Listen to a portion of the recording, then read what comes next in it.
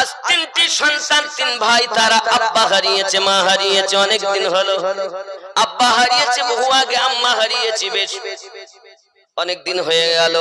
আয়া হুজুর, আমার আব্বা আম্মার জন্য আজকে অনুষ্ঠান দিয়েছি। আব্বা আমার, লোক খাইয়ে কোনো লাভ নাই যদি সন্তান নামাজি না হয়। তুমি মনে করছো আমিনুদ্দিন মৌলবীকে নিয়ে এসে ওয়াজ দেবো, তার এক পরের লোক বলবে করি বাবা একটা জালসা দিয়ে গোস্ত গরু দই করে খেয়ে দিতে, কচু পাওয়া। আগে চিন্তা করুন, সন্তান রেখেছি না শয়তান রেখেছি? যদি সন্তান হয় তাহলে পিতা মাতা সন্তানের জন্য জান্নাতি, আর যদি শয়তান হয় তাহলে আপনার পিতা মাতা জাহান্নাম। তবে অনুষ্ঠান দেওয়া হয় কেন? এই মিলাদ দিয়ে ইসালে সওয়াব করে দোয়া করে লাভ কি? আল্লাহর হাবিব সাল্লাল্লাহু আলাইহি ওয়াসাল্লাম বলেন ইসালে সওয়াব করুন, ইসালে সওয়াব করা ভালো। আব্বাজি আমার সোনা মানিকেরা, 40 জন মানুষ যদি একত্রিত হয়ে আল্লাহ পাকের কাছে দোয়া করে, প্রার্থনা করে, আল্লাহ পাক সামায়িকের জন্য একজনকে বন্ধু বানিয়ে সকলের দোয়া কবুল করে নেবেন।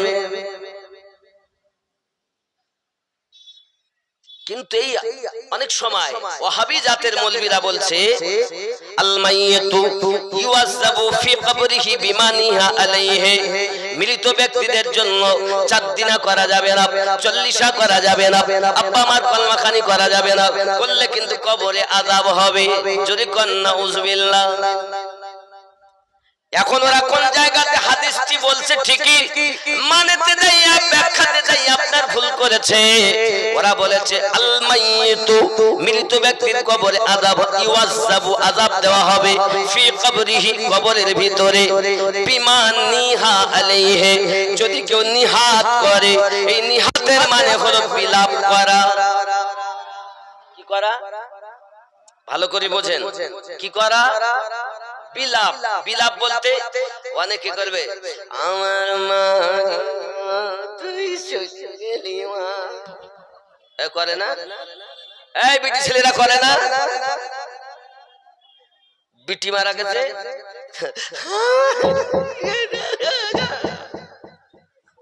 কিসের জন্য ওয়াজ শুনতে এসেছেন? মায়েরা যারা আমার বক্তব্য শুনছেন, পায়ে ধরে বলি, আল্লাহর হাবিব এটার জন্যই বলেছেন বিলাপ করলে, মা যদি সন্তান বিটি মারা গেছে তার জন্য করে কবরে আযাব, বেটার জন্য করে কবরে আযাব, বাপের জন্য করে তো কবরে আযাব, মায়ের জন্য কাঁদে তো আযাব। আল্লাহর হাবিব বললেন বিলাপ করা যাবে না। আর ওয়াহাবি জাতের মৌলবী মৃত ব্যক্তির দুশমন বলছে 4 দিনে করা যাবে না, 40 করা যাবে, কলমাখানি করা যাবে। কথা বুঝতে পারছেন আমার? তার বিলাপ কারে বলে? কেউ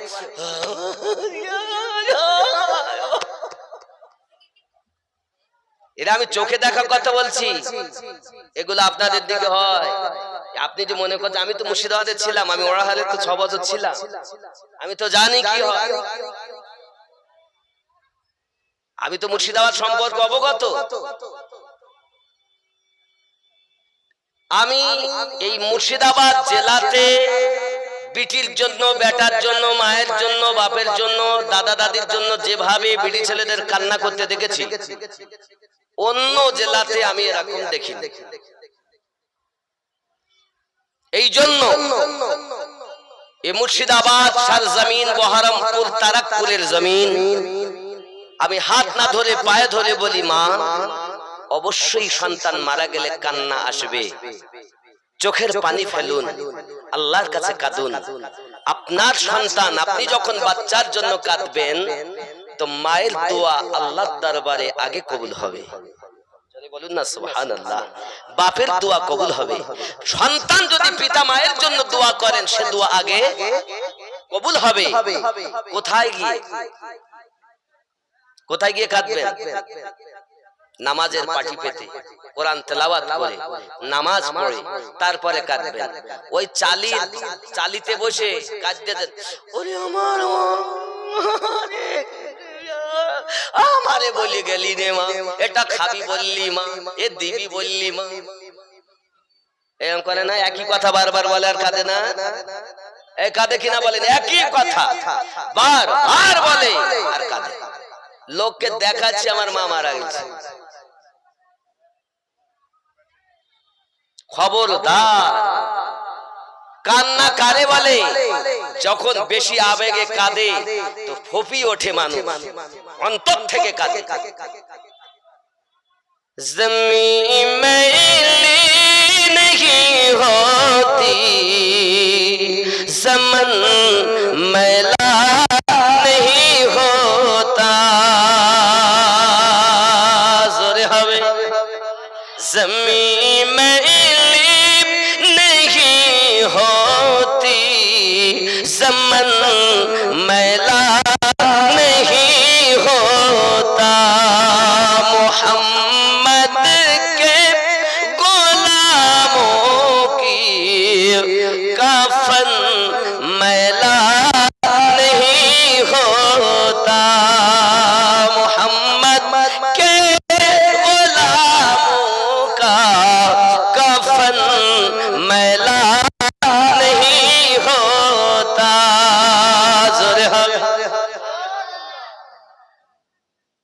जुन्ना में मुस्तफा जुमले नहीं दुखती कभी आंखें, जो नामे मुस्तफा जुमले नहीं दुखती कभी आंखें, पहन ले जो प्यार उनका वो बदन मैला नहीं होता।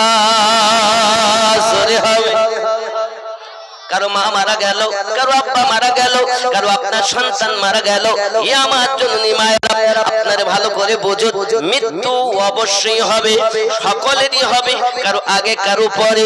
খেয়াল রাখুন, পৃথিবীর সার জমিনে সন্তান কাঁদে মায়ের জন্য, আব্বার জন্য। মেয়েরা আছে স্বামীর ঘরে, যদি তার আব্বা মারা যায় অবশ্যই চোখে কান্না আসবে। আসবে না? আসবে না? আর এদের মনে খুব দয়া, দেখবেন কিছু হয় না। জায়ের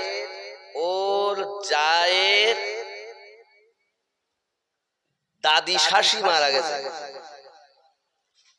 3 ভাই, জায়ের দাদি শাশি মারা গেছে, এও গেছে, এর তেমন কিছু হয় না, তো ও কাঁদতেছে, তো এও কাঁদতেছে। আমি বলি, ভাই মা তুমি কাঁদো কেন? ওর কান্না দেখে আমার কান্না পায়। আছে না নাই? আমার জওয়ান যুবক সোনা মানিক ভালো করে বুঝে নিন, পৃথিবীর সারে জমিনে একজন আব্বা, আপনার কিনা আব্বার শরীর খারাপ হয়েছে, আব্বা সংবাদ পাঠিয়ে দিল মায়ের কাছে, আপনার মেয়েটার কাছে সংবাদ পাঠিয়ে দিয়েছে, যাও মা যাও, যাও বাবা যাও, তোমার বোনকে ডেকে নিয়ে এসো। হঠাৎ করে চলে গেল বোনকে আপনার সংবাদ দেওয়ার জন্য। বোনকে যে সংবাদ দিচ্ছে, চলো আমার আব্বার শরীর খারাপ, হয়তো দেখতে পাবে না। বাপজি আমার সোনা মানিক মেয়েটি করলো কি জানেন? সঙ্গে সঙ্গে আপনার কিনা সময় দিয়েছে ভাইকে, ওগো আমার ভাই, তোমার দুলা ভাই বাড়িতে নেই, আমি তোমার দুলা ভাইয়ের বিনা ইজাজতে যেতে পারবো না, তোমার ভাই তো বিদেশে কাজে গিয়েছে, আসলে তারপরে যাব, তুমি বাড়ি যাও। সুবহানাল্লাহ। এরকম মেয়ে আছে এখন সমাজে। স্বামী যদি বলে যায় স্ত্রীকে কি যে খবরদার তুমি যেন বাইরে যেও না, আমার বিনা হুকুমে আমি আসি, তুমি যা পারো করো গো, আব্বার শরীর খারাপ বলবে না? জানেন স্বামীর হক কত? আল্লাহ রাসূল সাল্লাল্লাহু আলাইহি ওয়াসাল্লাম বলেছেন, যদি আল্লাহ ছাড়া কাউকে সিজদা করার হুকুম হতো, প্রত্যেক নারীকে বলা হতো স্বামীকে সিজদা করো। আল্লাহ ছাড়া কাউকে সিজদার হুকুম নেই, এজন্য স্বামীর খেদমত করো, তার বিনা ইজাজতে কিছু করো না। আব্বা আমার সোনা মানিক মেয়ের ছেলেটি চলে গেল বাড়ি। আব্বা বলছেন কি খবর তোমার, বোন বহিন আসি নাই? ডাক দিয়ে বলছেন আব্বু আমার দুলা ভাই বাড়ি না থাকায় বহিন আসবে না বলেছে, সালাম দিয়েছে আপনাকে। সালামের উত্তর দেয় যা যাইয়া বলো মা পাঠিয়েছে, যা বেটা যা, তোর আব্বার আওয়াজ বন্ধ হয়ে গেছে, কথা বলতে পারে না, শেষবারের মতো যদি দেখে তাহলে আসতে বল। আব্বা আমার ছেলে ছুটে ছুটে আবার চলে গেল বহিনের কাছে। বহিন কোথায় আছো বহিন, তুমি জলদি করে এসো, আব্বা শেষ মুখ যদি দেখতে চাও, কথা বন্ধ হয়ে গেছে, কাউকে চিনতে পারে না, হয়তো শেষ মুখটা দেখতে চেয়েছিল, যদি শেষবারের মতো দেখতে চাও চলে এসো। বাবা আমার সোনা মানিক বোন একই কথা বলেন, আব্বা যদি আল্লাহ বাঁচিয়ে রাখেন থাকবে, যদি নিয়ে নেন আমার করার কিছু নেই, তবে আমার স্বামীর বিনা ইজাজতে যেতে পারবো না। এখনকার মতো টেলিফোন ছিল না আব্বা আমার, তখন অনেক আপনার কি পরিস্থিতি নেই, সংবাদ পাঠাবে আসবে দূরের ব্যাপার, তখন চিঠির মাধ্যমে কথা হতো, মানুষের মাধ্যমে হতো, প্রথম মানুষ দিয়ে, মানুষ হতো না তখন চিঠি, চিঠি গেল, এখন টেলিভিশন টেলিফোন নাকি বলেন, এখন দিল্লি বোম্বাই তামাম পৃথিবী হাতের মুঠে। আপনার ছেলে লন্ডনে আছে, আপনি এখান থেকে সে কিছু এখনই পাঠাতে হবে, আপনি ফ্যাক্স মেশিন দিয়ে অরিজিনাল জিনিস পাঠিয়ে দেন। আপনি চাচ্ছেন যেখানে যা আছে, যা যে হালাতে আছে সে হালাতে সব সময় সবকিছু পাওয়া যায় কয়েক সেকেন্ডের ব্যাপার। এখান থেকে 40 বছর আগে যদি এ কথা বলা হতো বাপ আমার দিল্লি আছে আমি তাকে দেখে এসেছি, তো তারাকপুরের মানুষ বলতে পাগল হয়ে গেছে ধরি মা। আর এখন যদি কেউ এসে বলে আমার আব্বা দিল্লিতে আছে, তার সাথে দেখা হচ্ছে না, তো 7 বছরের ছেলে বলবে এ পাগল হয়ে গেছে, কই তোর বাপের নাম্বারটা আমাকে দে আমি দেখিয়ে দিচ্ছি। কারণ 40 বছর আগে টেকনোলজি ছিল না, এই জন্য এ সম্পর্কে মানুষের ধারণাও ছিল না, ঠিক কিনা বলে? আমার কথা বুঝতে পারছেন না? এখান থেকে 40 বছর আগে হয়নি, আমি তো মুর্শিদাবাদে বিয়ে করেছি। আমার যখন বিয়ে হয়েছে, বিবাহের পর যদি ফোনে কথা বলতে যাও তো 1 কিলোমিটার যেতেই শ্বশুর সঙ্গে কথা বলতে হতো। আমার বাড়ি থেকে হাসনাবাদ থেকে 9 কিলোমিটার আমার বাড়ি, তো এপারে আসতে হতো কথা বলার জন্য। কি সমস্যা আব্বা আমার, এ তো এখন আল্লাহর মর্জি। যাই হোক না কেন বাবা, এমন সময়তে আপনার আবার ভাই ফিরে গেল, তৃতীয়বারে আবার এসেছি, আব্বা আমার দুনিয়া থেকে ইন্তেকাল করেছে। বোন আমার চলো না শেষ মুখটা দেখে নেবে, চলো বোন আমার যাই। বহিন যায় না বাবা, বহিন আপনার কিনা গেল না, ভাই বাড়িতে চলে গিয়েছে। যাওয়ার পরে দেখা গেল আপনার কিনা তার দাফন হয়ে গেল, কাফন হয়ে গেল, সব সমাপ্ত হয়ে গেছে। আব্বা আমার কয়েকদিন পর স্বামী বাড়ি এসেছে, সংবাদ দেয় স্ত্রী খেদমত করে তার, আর বলতেছে স্বামী আমার পিতা দুনিয়া থেকে ইন্তেকাল করে গেছে। স্বামী বলছে তুমি যাও, আপনি আমাকে মানা করে গেছেন, কেমন করে যাব? আপনার বিনা হুকুমে তো যাওয়ার বাড়ির বাইরে যাওয়া নিষেধ ছিল। আমার আব্বা ইন্তেকাল করেছে, আমি তাও দেখতে যাইনি, জলদি করে গুছিয়ে নাও আমরা যাব। স্বামী আর স্ত্রী দুইজনা চলেছেন। আব্বা আমার এমন সময়তে ভাই বলে, এলাকার মানুষ বলে তোমার ভাই গেল ডাকতে, তুমি এলে না, এখন কি করতে এসেছো? না চাই ভালো ছিল, কোথায় আব্বাকে দাফন করা, ওই গোরস্থানের ভিতরে দাফন করা। আব্বাজি আমার সোনা মানিকের কবরস্থানের বাইরে থেকে মেয়েটি আপনার কিনা দাঁড়িয়ে দাঁড়িয়ে আব্বার কবরটা চিন্তা করে, এইদিকে আব্বার কবর, স্বামী ভিতরে ঢুকে গেছে জিয়ারত করে শ্বশুর আব্বার কবর। আব্বা আমার সোনা মানিকেরা হঠাৎ করে ওখান থেকে যে আপনার কিনা যতটুকু কান্নাকাটি দোয়া করার মতো করে বাড়িতে গিয়েছে, খাওয়া দাওয়া করে আর রাতের বেলায় ঘুমিয়ে গেছে। ঘুমিয়ে স্বপ্ন দেখতেছে তার পিতা জান্নাতের আরাম ভোগ করতেছে। কোন বর্ণনাকারী বর্ণনা করতেছে এই ব্যক্তি দুনিয়ায় পাপী ছিল বটে, তবে তার একটি কন্যা নেককারিনী রেখেছিল, যে কন্যাটা শরীয়তে মুতাহারা পাবন্দি করত। পর্দা ফরজ কখনো তরক করতো না, স্বামীর অর্ডার কখনো অমান্য করিনি। তাই মহান আল্লাহ পাক আল্লাহ তাআলা সন্তুষ্ট হয়ে তার মেয়েটা স্বামীর ঘরে বসে বসে আল্লাহর কোরআন তেলাওয়াত করে আল্লাহর কাছে দোয়া চেয়েছেন। আল্লাহ পাক তার দোয়া কবুল করে নিয়ে তার পিতাকে জান্নাতের মেহমান বানিয়ে দিয়েছে।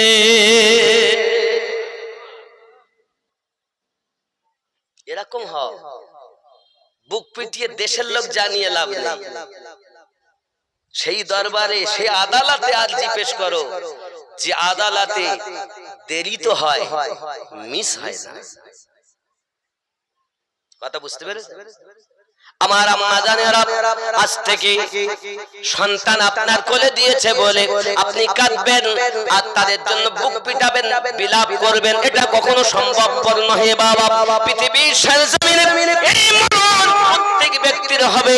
আল্লাহর হাবিব সাল্লাল্লাহু আলাইহি ওয়াসাল্লাম জানিয়েছেন, ওগো বাবারা ভালো করে মাথায় রাখুন, পৃথিবীতে আমার নবী জানাত যদি কোনো ব্যক্তি নামাজের পাবন্দি না করে তার জন্য হলো দুনিয়ায় 3টি আযাব, মরণের সময় 3টি আযাব, কবরে 3টি, হাসরে 3টি, এই মোট 12টি 12 প্রকার আযাব আল্লাহর নবী বলেন তার জীবনে হবে। নামাজ না পড়লে তো আলাদা গুনাহ, শুধু নামাজ জামাত যদি ত্যাগ করে। আপনার মসজিদে নামাজ হয় না, জামাতে যান, কাজ কামে যেতে পারেন না, অনেক সময় ব্যস্ত থাকেন, যেতে পারেননি, তবে চেষ্টা করুন জামাতে নামাজ পড়া।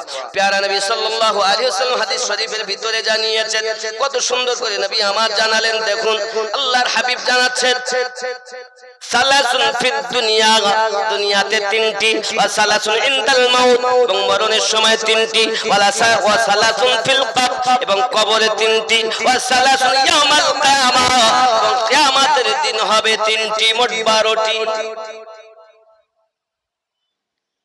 আযাব। খেয়াল করুন, 3 বালা দুনিয়া মে है, 3টে বালা দুনিয়াতে। এর মধ্যে বলা হয়েছে আব্বা আমার আল্লাহর হাবিব সাল্লাল্লাহু আলাইহি সাল্লাম বলেন 3 বালা দুনিয়াতে, তার মধ্যে হলো দুনিया में कौन-कौन सी आएगी, इरशाद फरमाया 3 बाला दुनिया में आएगी, उनमें से पहली बाला के अल्लाह ताला उसकी रुजी में से बरकत उठा लेगा। बाबा আমার যে ব্যক্তি জামাতে নামাজ আদায় করলো না, যত লাখ লাখ টাকা ইনকাম করবে তার রুজিতে বরকত থাকবে না। নামাজ পড়ে না আর বলছে রুজিতে বরকত নেই, কেন? চোর হবে কেমন করে? প্যারা নবী মিথ্যা বলছে। নামাজ পড়ো না তুমি আর তুমি বরকত খুঁজে দিয়েছো। এই 3টি ছেলে আজ থেকে যদি এরা তওবা করে নামাজি হয়, তাহলে এদের পিতা মাতার কবরে জান্নাতি সুখ হবে। আর এরা যদি বেনামাজি হয় তো বাপ মায়ের কবরে আগুন জ্বলবে, কেউ কিছু করতে পারবে না। মনে করো না আমিনুদ্দিনকে এনেছি, এত পয়সা দিব, লোককে খাওয়াবো আর বেড়া পার হয়ে যাবে।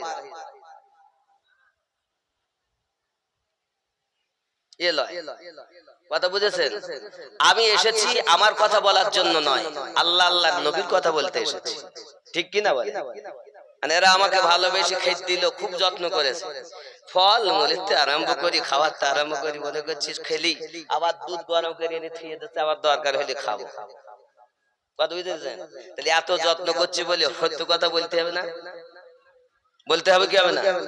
তবে আজকে যখন এসেছি আমরা সবাই মিলে ওনাদের জন্য দোয়া করব, আল্লাহ যেন সন্তান 3টিকে, যে কটা বাচ্চা বাপ আর মা রেখে কবরে চলে গেছে, ছেলে এবং মেয়ে বা যাই আছে নাতিপুতি, আল্লাহ সকলকে যেন নেক বানিয়ে দেয়। বলুন না ইনশাআল্লাহ? দোয়া করবেন তো সবাই? সবাই সবাই আমরা বলি ফি আমানিল্লাহ, দোয়া করব। এর মধ্যে থেকে একজনের যদি দোয়া কবুল হয় তো এই বেটাগুলো নেক হয়ে যাবে, আব্বা মা কবরে শান্তি পাবে, ঠিক কি না? তবে হাদিস শরীফে আরো আছে, নবী পাক বলেছেন মুসাফিরের দোয়া কবুল হয়। কবুল হয়, নাও তো হতে পারে, নাকি?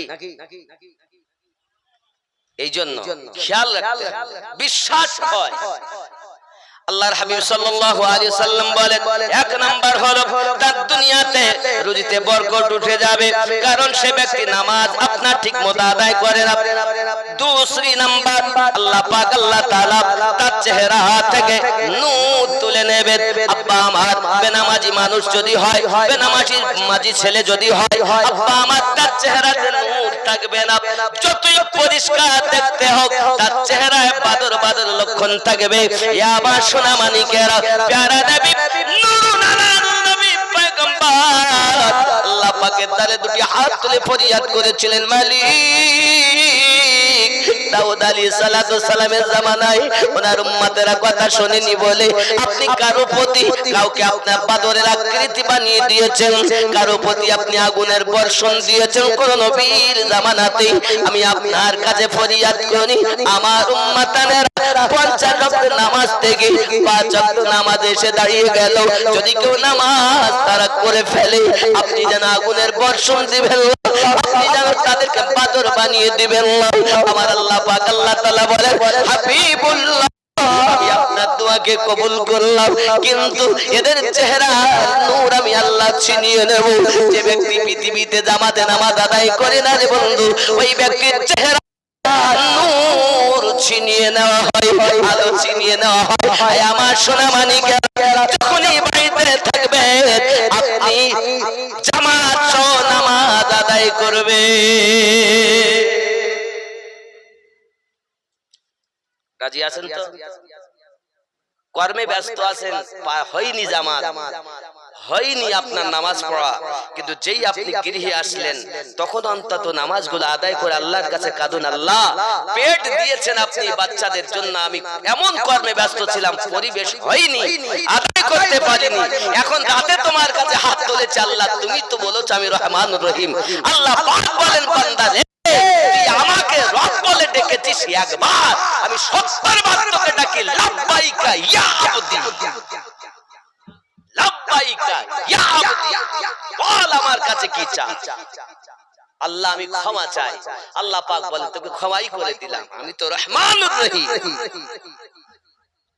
তা আছে কে চাওয়ার মতো? আল্লাহর হাবিব সাল্লাল্লাহু আলাইহি ওয়াসাল্লাম আরো জানিয়েছেন, খেয়াল করুন আপনার আযাব হবে। এর জন্য নবী পাক বলেন ৩ নাম্বার তার জন্য আল্লাহর হাবিব বলেছেন तमाम ईमान वालों के दिलों में मगूस हो जाएगा। এবং ৩ নম্বরে আল্লাহর যত নেক বান্দা দুনিয়ায় আছে তাদের মনে ওই ব্যক্তির জন্য হিংসা পোষণ করে দিবেন। আল্লাহ তাদের জানিয়ে দেবেন আমার বান্দা বান্দির মধ্যে ওই ব্যক্তি আপনার কিনা জামাত তারাক্কানি, জামাতে নামাজ আদায় করে, তাদের দিলে আল্লাহ পাক এমন করে আপনার জানিয়ে দিবেন, সবকিছু তারা বুঝতে পারবে। এর জন্য সম্মুখে গেলেও আল্লাহর ওলিরা কিছুই বলেন না, আব্বা আমার সব জানেন তাও বলেন না। আমার গজওয়ার হাজী রহমাতুল্লাহ আলাইহি আপনার সবকিছু দেখতে পেতেন কিন্তু কিছুই বলেন না। যদি কন্না সুবহানাল্লাহ। এজন্য আমি বলি, ওরে মুর্শিদের কদম করিলে চুম্বন হাজরে আসওয়াদের সমান হয়, ডাইনে মক্কা বায়ে মদিনা পীর ধরিলে চেনা যায়, ডাইনে মক্কা বায়ে মদিনা পীর ধরিলে চেনা যায়। ওরে কাবা ঘর তো পারা বোঝে না রে ভক্ত ছাড়া, যে কাবা বানায় আছে নিজে দয়াময়, যাইয়া দেখো আল্লাহর ঘরে নিজে আল্লাহ বিরাজ করে। আল্লাহর ঘর কেমন করে মানুষে বানায়, ডাইনে মক্কা বাহে মদিনা পীর ধরিলে চেনা যায়। ঠিক নেই? কাবা ঘর তো পারা বোঝে না রে ভক্ত ছাড়া, যে কাবা বানায় আছে নিজে দয়াময়, আল্লাহর ঘরে নিজে আল্লাহ বিরাজ করে। ওরে আল্লাহর ঘর কেমন করে মানুষে বানায়, ডাইনে মক্কা বাহে মদিনা পীর ধরিলে চেনা যায়। জোরে হবে চুমা খাওয়া দূরের কথা, মাকেই চুমা খায় না, মাকেই চুমা খায়। কিন্তু মুর্শিদের কদম করিলে চুম্বন হাজরে আসওয়াদের সমান হয়। ডাইনে মক্কা বায়ে মদিনা পীর ধরিলে চেনা যায়। জোরে কোন সুবহানাল্লাহ। এই কথা তাদের জন্য, সবার জন্য না। কাদের জন্য? ভক্তের জন্য। যে ইশকের বাজারে আপনার কিনা পুরাপুরি মাশুকের প্রেমে মাতোয়ারা, তার জন্য আমরা তো নাম কি আসতে যাই আর ঘুরে আসি, মুরিদ তো হতে পারিনি, আমার কি কাজ না। সন্তান তুমি তো মা বলে ডাকো বটে, আব্বা বলে ডাকো বটে, তুমি তো আব্বা মায়ের কদরই জানো না। আব্বার সম্মুখে তুমি গলা উঁচু করে কথা বলো না। আল্লাহর হাবিব সাল্লাল্লাহু আলাইহি ওয়াসাল্লাম আরো জানিয়েছেন, সুন্দর করে বলেছেন, দেখুন ওই ব্যক্তির জন্য আপনার কিনা দুনিয়ায় তিনটি বালা। এক নাম্বার গেল রুজিতে বরকত উঠে যাবে, চেহারার নূর চলে যাবে, এবং নেক ব্যক্তিদের মধ্যে তার জন্য হিংসা অন্তরে পোষণ হয়ে যাবে। কোথাকার এটা? দুনিয়ায়। আল্লাহ নবী সাল্লাল্লাহু আলাইহি ওয়াসাল্লাম আরো বলেছেন, দেখুন এই ব্যক্তির জন্য আপনার কিনা আরো বালা হবে। तमाम আল্লাহর হাবিব সাল্লাল্লাহু আলাইহি ওয়াসাল্লাম জানিয়েছেন ওই ব্যক্তির জন্য আরো আপনার কিনা মরণের সময় হবে। তিনটি বালা, তিনটি মুসিবত আল্লাহ নবী জানিয়েছেন, সুন্দর করে জানিয়েছেন। দেখুন নবী পাক বলেন, পৃথিবীর सरजमीने ওই ব্যক্তি यानी मौत के वक्त आने वाली तीन बलाएं, पहली बला है कि उसके रोज की हालात में कब्ज की जाएगी, वो प्यासा होगा। नबी पाक বলেন ওই ব্যক্তি নামাজ আদায় করে না, মরণের সময় তার রূহ বার করা হবে, কিন্তু ওই ব্যক্তি পিপাসিত হবে। সবাই এসে বলে পানি দে, পানি দে, পানি দেবে গালে, পিপাসা মিটবে না, পিপাসা তার মিটাতে পারবে না, কারণ দুনিয়ার জমিন ওই ব্যক্তি নামাজ আদায় করে না। পিপাসা মারা যাবে, পিপাসা। আপনি যদি নবী পাক বলেন পৃথিবীর পানিগুলোকে এনে ওর গালের ভেতরে দাও, তাও তার পিপাসা মিটবে না। কেন? ওই ব্যক্তি নামাজ পড়তো না। কি করতো না? আজ এসেছেন ওয়াজ শুনতে, তাহলে এখান থেকে শিক্ষা নিয়ে যান। আমার তরিকতে নামাজ আছে, আমার তরিকতে ইবাদত করি আল্লাহর ওলি হয়েছে, আমার তরিকতে মোহাব্বত করি আল্লাহর ওলি হয়েছে। এই তরিকত নকশবন্দিয়া মুজাদ্দিদিয়া তরিকত হযরত আবু বকর সিদ্দিক রাদিয়াল্লাহু তাআলা আনহু থেকে বর্তমান আবরারুল হক মাদ্দাজিল্লাহুল আলিয়া পর্যন্ত এসে ঠেকেছে। জোরে কোন সুবহানাল্লাহ। যুবক এখানে প্রেম কাদরিয়া বলেন, চিস্তিয়া বলেন, সোহরবর্দিয়া বলেন, কালান্দারিয়া বলেন, মাদারিয়া বলেন, নিজামিয়া বলেন, ওয়াইসি বলেন, যত তরিকত, সমস্ত তরিকতের আউলিয়ায়ে কেরাম ইমামে রাব্বানীকে সমস্ত মাল সঁপে দিয়েছেন। জোরে বলে। আজ যেমন তাজুস সারিয়া হুজুরের ওরস পাক, তেমন আমার এটাও জানা দরকার ইমামে রাব্বানী মুজাদ্দিদ আল-ফিসানি রাদিয়াল্লাহু তাআলা তরিকত যখন ইসলামের কলেমা নিস্তানাবুদ, তখন ইমামে রাব্বানীর আগমন। আর যখন মানুষের মধ্যে নবী পাক সম্পর্কে কুমন্ত্রণা, আকীদায় দুশ্মনী, নবী পাকের সঙ্গে দুশ্মনী, আকীদাতে দুশ্মনী, নবীর জ্ঞান চতুষ্পদ জন্তুর সঙ্গে তুলনা করতে মানুষ দ্বিধাবোধ করেনি, তখন সরজমিনে সাউদাগরানে সরকারে আলা হযরতের আগমন। জোরে বলে। আপনার জানা দরকার উনি শেখ আহমদ আর ইনি আহমদ রাদা। জোরে বলি। কিন্তু আজ এই সময়ে ইমামে রাব্বানী রাদিয়াল্লাহু তাআলা কে বোঝানো হয় না, সরকারে আলা হযরতকে বোঝানো হয়। সরকারে আলা হযরত তরিকতের ভিতরে ঢুকে ইমাম আর আমার ইমামে রাব্বানী মুজাদ্দিদ আল-ফিসানি একটি তরিকতের ইমাম। যদি আমি তাকবীর না দেই তাহলে এরা আমাকে হয়তো আর ডাকবে না। চোর কোথাকার ছদ্মবেশী, আমি এগুলো ভালোবাসি না। মুরিদ হয়নি, রেজবি নাম লিখে দিয়েছে। আশরাফি হুজুরের কাছে মুরিদ হয়নি, আশরাফি নাম লিখে দিয়েছে। আপনি রেজবি লেখেন, অবশ্য আলহামদুলিল্লাহ ভালো, তিনি আমাদের সুন্নি ভাই। কালিমি, বরকতি, আশরাফি, নাইমি, ওয়ারসি, সাবেরি, কালান্দারি, মাদারি যতই আছেন সব আমাদেরই ভাই। তবে আপনি বায়াত হয়ে তারপরে দেন, বায়াত না হয়ে কেন আপনি দিচ্ছেন? কে বলেছে আপনি? আপনি কদিন পড়ে আসলেন, পড়ে এসে বলছে আমি রেজবি, এটা ঠিক। মাসলা আমাদের একই, কিন্তু আপনি বায়াত না হয়ে তার দাবিদার সন্তান হিসেবে করতে পারেন না। মুরিদ হওয়া মানে তার কাছে বিক্রি হওয়া। যেদিন বিক্রি হলেন তার জন্য রেজবি বলা কর্তব্য, কারণ সে আহমদ দাদা হুজুরের আওলাদের কাছে মুরিদ, অথবা ওনার তরিকতে কারো কাছে মুরিদ। জোরে কোন সুবহানাল্লাহ। এটা কথা বুঝতে পারছেন? কিন্তু কিচ্ছু নাই। টুপি আমার লাগিয়েছে যেন দেখি মনে করে যে আমি তো পাক্কা সুন্নি। অনেকে আবার মনে করছে আমি টিটিএস। দেখুন, সুন্নিয়াত আমি ভালোবাসি, খোরাফাত আমি ভালোবাসি।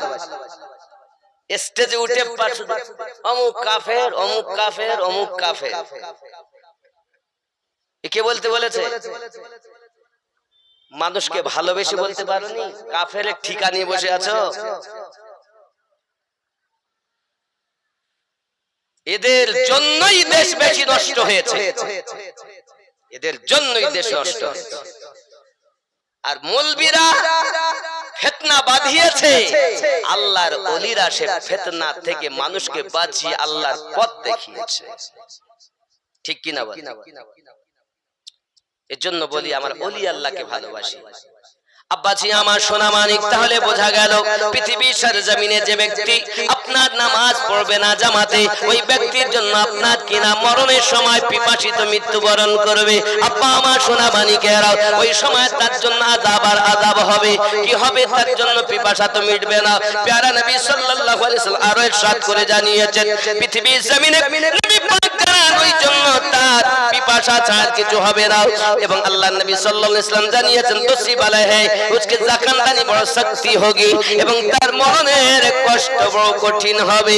আব্বা আমার মরণের কষ্ট কেমন হবে খেয়াল করুন। প্যারা নবী সাল্লাল্লাহু আলাইহি ওয়াসাল্লাম জানিয়েছেন মরণের কষ্ট সম্পর্কে। হাদিস শরীফের ভিতরে নবী আমার ইরশাদ করেন, হযরত আবু হুরায়রা রাদিয়াল্লাহু তাআলা আনহু বর্ণনা করেন, আমার নবী পাক ইরশাদ করেছেন পৃথিবীর সরজমিনে মরণের জাকানদানি এমন হবে। প্যারা নবী ইরশাদ ফরমিয়ে দিয়েছেন, আব্বা আমার জীবিত মানুষকে যদি 1000টি তলোয়ার দিয়ে আঘাত করা হয়, তার থেকে বেশি কষ্ট হলো মরণের কষ্ট। আল্লাহর হাবিবের সাহাবী আবু হুরায়রা রাদিয়াল্লাহু তাআলা বর্ণনা করেন, মরণের কষ্টটা এত শক্ত হবে। আব্বা আমার সোনা মানিকেরা, একটা আপনার কিনা জীবিত মানুষের চামড়া যদি ছিলে নেওয়া হয় যত কষ্ট হবে। আল্লাহর নবী সাল্লাল্লাহু আলাইহি ওয়াসাল্লাম একদিন মসজিদ নববীতে হুজরা মুবারাকা থেকে পার হয়ে আপনার কিনে এসে মসজিদ নববীতে বসে গেছেন। সাহাবায়ে কেরাম রিদওয়ানুল্লাহি তাআলা আলাইহিম আজমাইন আমার নবী পাকের সম্মুখে বসে গিয়েছেন। প্যারা নবী সাল্লাল্লাহু আলাইহি ওয়াসাল্লাম বললেন, ও আমার সাহাবায়ে কেরাম, আমি আজ কি তোমরা কোন স্বপ্ন দেখেছো? না ভাই ইয়া রাসূলুল্লাহ সাল্লাল্লাহু আলাইহি ওয়াসাল্লাম, কিছুই দেখিনি। আমার নবী পাক বললেন, আমি আজ একটি স্বপ্ন দেখেছি।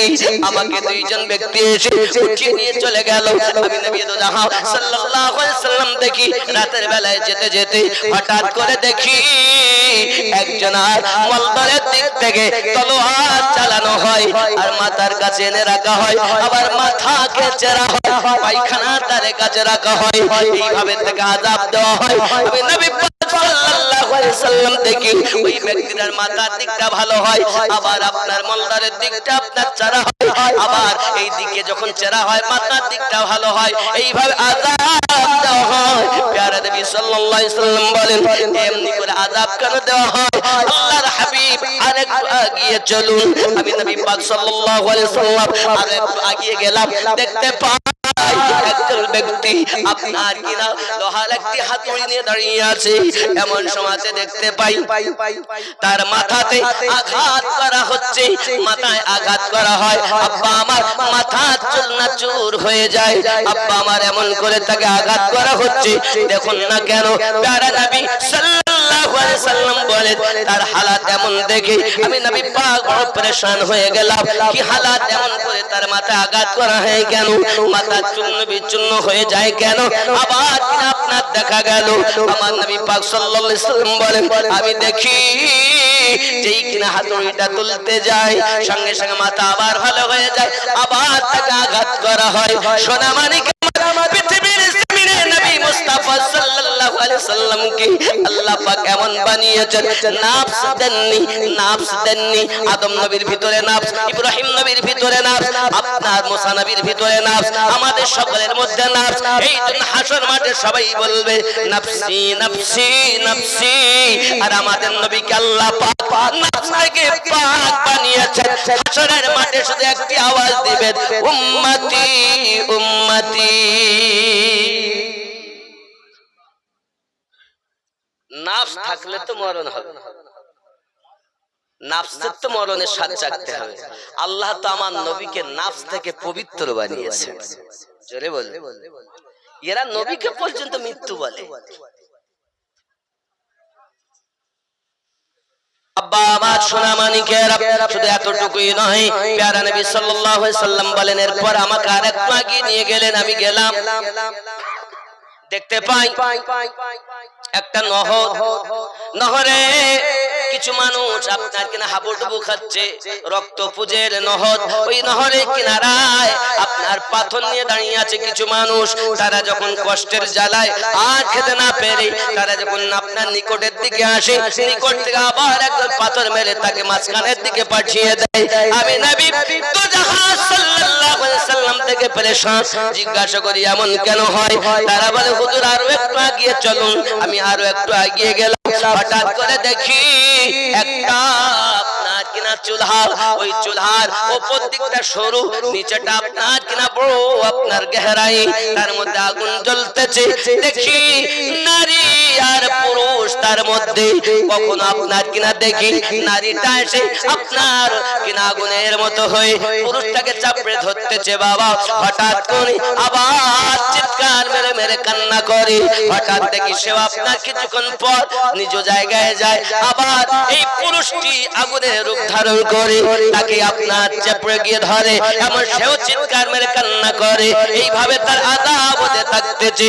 আমি নবী পাক বললাম ও ভাইয়েরা, এরা কারা যাদের কেমন করে আযাব দেওয়া হয়? ওগো আপা ইয়া রাসূলুল্লাহ সাল্লাল্লাহু আলাইহি সাল্লাম আরো একটু এগিয়ে চলুন। আপনার আমার নবী সাল্লাল্লাহু আলাইহি সাল্লাম বলেন এমনি করে সাহাবায়ে কেরামের ভিতরে বনি কওমের একজন আপনার ঘটনা আমার নবী পাক বর্ণনা করতেছেন। এমনি করে পৃথিবীর সরজমিনে নবী পাক সাল্লাল্লাহু আলাইহি সাল্লামকে দুনিয়ার মাদরাগুলো দেখানোর পর ওই দুইজন ব্যক্তি বলছেন ও আল্লাহর হাবিব, আমার নাম জিবরাইল, এনার নাম হলো মিকাইল, আল্লাহর পক্ষ থেকে আপনাকে এগুলো জানাতে এসেছি। প্রথম নাম্বারে আপনি যে দেখলেন মাথা কাটা হচ্ছে, চেরা হচ্ছে, এরা দুনিয়ার জমিনে ছিল আপনার মিথ্যাবাদী, মিথ্যা কথাগুলো নিত আর গ্রামে ফাসাদ করে চায়ের দোকানে যাইয়া মিথ্যা মিথ্যা আপনার কিনা গল্প গুজব করত। আছে না আপনার এখানে লোক নেই? যত গ্রামে তারাক করে কি হয়েছে, যদি রিপোর্ট নিতে চান তো খবরে কাগজ পড়তে হবে না, চায়ের দোকানে গিয়ে কিছুক্ষণ বসলে পাওয়া যাবে। বল নাই বাস্তব না? কিছু রিপোর্টার আছে। আমার হুজুর ওয়াহাদি রহমাতুল্লাহ আলাইহি বলেছেন ওরে পরের গীবত করে যারা মরা ভাইয়ের গোশত খাইলো তারা রে, এই রূপে সব হবে হারা মহাজ্ঞানী বলে গেল, তুমি নিজে আগে ভালো হলে দুনিয়া হবে ভালো। সব রিপোর্টার। কি দোষ? নিজের বিচার রেখে বাকি কার বিচার করো দিয়ে ফাঁকি রে। আসেনি? নিজের বগলেই পরের বিচার করে। বুঝতে পেরেছেন? খুব সাবধান। নিজের বিচার রেখে বাকি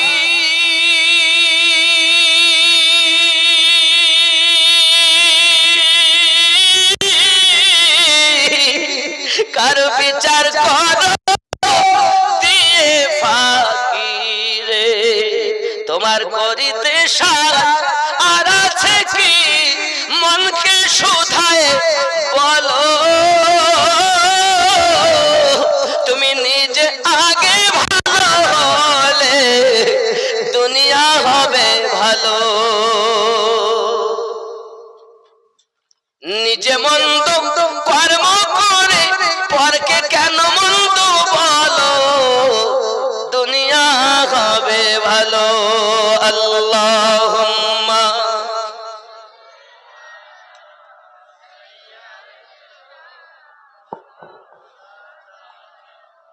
ওয়া আলা আলি সাইয়্যিদিনা।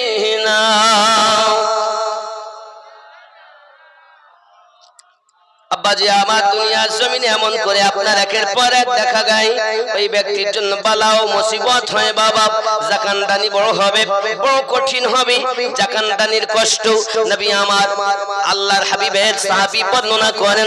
নবী পাক ইরশাদ করেন, বনি ইসরাইল কওমের একজন ব্যক্তি 5000 বছর পর আল্লাহর হাবিব সাল্লাল্লাহু আলাইহি সাল্লামের পাতাতে ওই ব্যক্তি জিন্দা হয়ে গেছেন। বনি ইসরাইল কওমের মানুষ চলে যায়। হঠাৎ যেতে যেতে কিছু মানুষ একত্রিত হয়ে আল্লাহর পাকের কাছে দোয়া করেন। নবী পাক সাহাবায়ে কেরাম রিদওয়ানুল্লাহি তাআলা আলাইহিম আজমাইনকে জানাচ্ছেন, ও আমার সাহাবায়ে কেরাম, ওই বনি ইসরাইল কওমের মানুষগুলো আল্লাহ পাকের কাছে দোয়া চেয়ে বলতেছেন, আল্লাহ যদি কবরে আযাব সত্য হয় তাহলে কোন একটা মুর্দা ব্যক্তিকে জিন্দা করে দেন, তার মুখ থেকে আমরা শুনবো।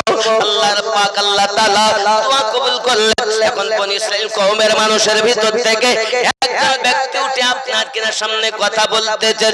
আব্বা আমার, তিনি বলছেন, ও বনি ইসরাইল কওমের মানুষেরা, 5000 বছর আগে আমার ইন্তেকাল হয়েছে, এখনো পর্যন্ত মরণের যন্ত্রণা ভোগ করতেছি।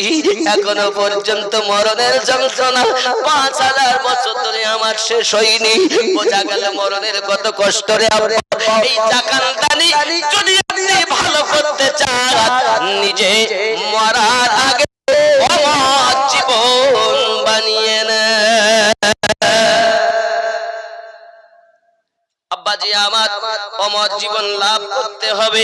কিভাবে করবেন আপনি খেয়াল করুন। পৃথিবীতে আল্লাহওয়ালাদের কাছে চলে যান। আর 3 নাম্বার মুসিবত হলো মরণের সময় ওই ব্যক্তি ঈমান নিয়ে যাবে কিনা সন্দেহ। কোন ব্যক্তি? যে ব্যক্তি নামাজের পাবন্দি করে না, রুজিতে বরকত চায়। আপনি ব্যাংকে চাকরি করেন, মাস্টারি করেন, ডাক্তারি করেন, যাই কিছু করেন না কেন, যদি আপনি ইনকাম করে আনেন টাকা হাজার হাজার, থাকবে না বাবা। কারণ নবী আমার বেজার, আল্লাহ বলেন বেজার, আপনার ভিতরে নাই আল্লাহর ইবাদত। আছে নামাজ পড়তে, অনেকে আছে নামাজই পড়ে না, দরবারে গিয়ে পড়ে আছে না, গিয়ে ঘুমিয়ে থাকে। এই গ্রামের অনেক আছে, আশেপাশ থেকে অনেকে দরবারে যান, আর ওরসে গেলি আমাকে দেখতে পান, বাপজি আমার নামাজগুলো পড়বে। বড় সাধনা এ তরিকতে, বড় মোহাব্বত। তাহলে 3টি দুনিয়ায়, 3টি কবরে মরণের সময় নাকি আব্বা আমার কবরের 3টি হবে। তার মধ্যে 1 নাম্বার তার প্রশ্ন বড় কঠিন হবে। কবরে যখন দেওয়া হবে আব্বা আমার ফেরেশতা এসে জিজ্ঞাসা করবেন, চিন্তা করবেন আল্লাহর হুকুমে। চিন্তা করার পরে বলবেন, আয় মৃত ব্যক্তি, তুমি তোমার দুনিয়ার ভালো মন্দ গুলো তুমি লিখতে থাকো। মৃত ব্যক্তি জিন্দা হয়ে বলবেন, ও আল্লাহর ফেরেশতা, আমি দুনিয়ায় ভালো করেছি বা মন্দ করেছি, কেমন করে লিখবো, কিসে লিখবো? আমার কাছে কলম নাই, আমার কাছে কালি নাই, আমার কাছে খাতা নাই, আমার কাছে কিছুই নাই, কেমন করে লিখবো? আল্লাহ পাকের ফেরেশতা বলবেন, ও মৃত ব্যক্তি, তোমার গালের থুতুকে তুমি কালি বানায় নাও, তোমার হাতের আঙ্গুলকে কলম বানায় নাও, আর তোমার কাফনের কাপড়টাকে খাতা বানিয়ে নাও। দুনিয়ায় যত ভালো কাজ করেছো তুমি লিপিবদ্ধ করো। আমরা তখন লিখতে থাকবো, নামাজ পড়েছি, রোজা রেখেছি, হজ করেছি, যাকাত দিয়েছি, দান করেছি। নাকি তারাকপুরের মাটিতে 500 লোকের আয়োজন করে দুপুর থেকে রাত পর্যন্ত খাইয়েছি, দোয়া করিয়েছি, আমিনউদ্দিন মৌলভীকে দাওয়াত দিয়ে এনেছি।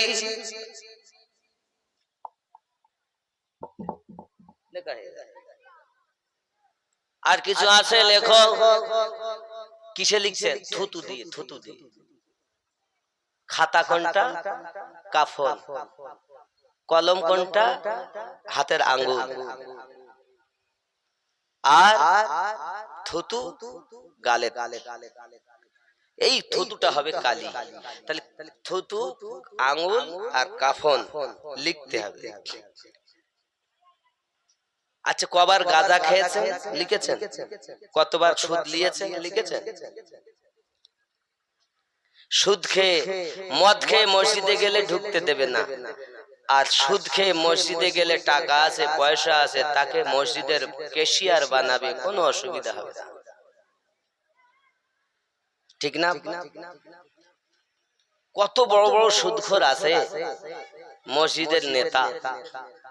এজন্যই মাঝে মাঝে বলি, নামাজ হইল না রে তোর, নামাজের নিলি না খবর, মন্ত্রী ধরলি নামাজ পড়লি না সারা জীবন ভর, নামাজ হইল না রে তোর, নামাজের নিলি না খবর, মসজিদেতে আযান হলে সবার আগে যাও, মসজিদ হতে বাইরে এসে সুদের টাকা খাও, নামাজ হইল না রে তোর, নামাজের নিলি না খবর। এরকম জিনিস আছে। জান্নাতে যাব, জান্নাতি লোক পাওয়া যায় মানে মামুর বাড়ি যাবে জান্নাতে। বড় বড় সুদখোর, বাপজি আমার টাকা আছে, লোক আছে, তাই লোকে ভয় করে, নেতা বানায়। এগুলো থেকে নিজেকে বাঁচাতে মরণ অত সহজ নাই। আল্লাহ পাকের নবী সাল্লাল্লাহু আলাইহি সাল্লাম বলেন, তার প্রশ্নটা বড় কঠিন হবে, তার প্রশ্নটা বড় কঠিন হবে, উত্তর দিতে পারবে না বাবা, এত শক্ত হবে। আব্বা আমার ফেরেশতা জিজ্ঞাসা করবে, এবার লেখো। নেকির কাজ সব লেখা হলো, এবার লেখো। কাফন একটি টেনে নিয়েছেন, পুরুষের জন্য 3 টুকরা হবে, মায়েদের জন্য 5 টুকরা হবে। আব্বাজি আমার টেনে নেওয়া হবে। বলো এবার লেখো, কি লিখবো?